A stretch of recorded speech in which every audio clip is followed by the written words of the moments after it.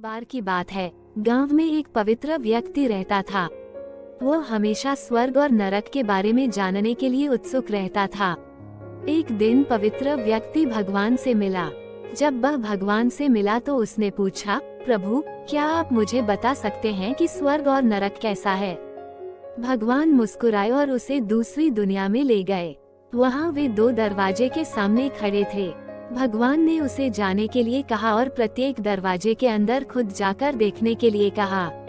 पवित्र व्यक्ति ने जाकर पहला दरवाजा खोला। वहाँ उसने एक बड़ी गोल मेज देखी जिसके चारों ओर लोग बैठे थे। मेज के बीच में स्वादिष्ट सूप का एक बड़ा बर्तन रखा गया था। वहाँ बैठे सभी लोगों के हाथों में बहुत लंबे चम्मच थे। मेज के बीच में स्वादिष्ट सूप के बर्तन तक पहुँचने के लिए चम्मच काफी लंबे थे, लेकिन लंबे चम्मच के कारण भोजन से भरा चम्मच लोग मुंह में नहीं ले पा रहे थे।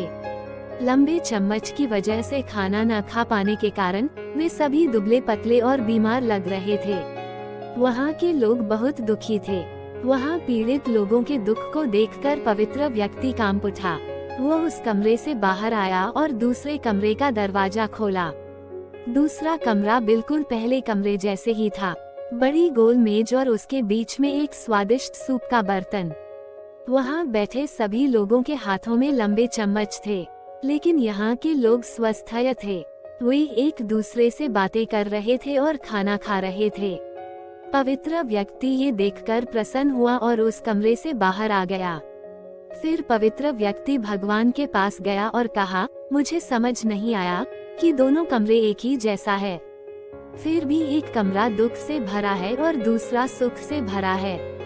भगवान ने उसे समझाया, आपने देखा कि लंबे चम्मच दूसरे को खिलाने के लिए ठीक ठाक है, लेकिन खुद को खिलाने के लिए ठीक नहीं है।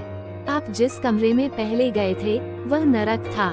वहाँ के लोग लालची है और केवल अपने बारे में सोचते हैं, दूसरे की मदद नहीं करना चाहते हैं, जिसके कारण वे अपना पेट नहीं भर पा रहे हैं और दुख झेल रहे हैं। और दूसरा कमरा स्वर्ग था। यह उन लोगों से भरा है जो एक दूसरे की परवाह करते हैं और प्यार करते हैं, एक दूसरे को उन लंबे चम्मच से खिलाते हैं जिससे वे स्वस्थ और सुखी रहते हैं। शिक्षा, यदि हम एक दूसरे का समर्थन और देखभाल करें तो हम अपने जीवन को स्वर्ग बना सकते हैं और खुशी से जी सकते हैं।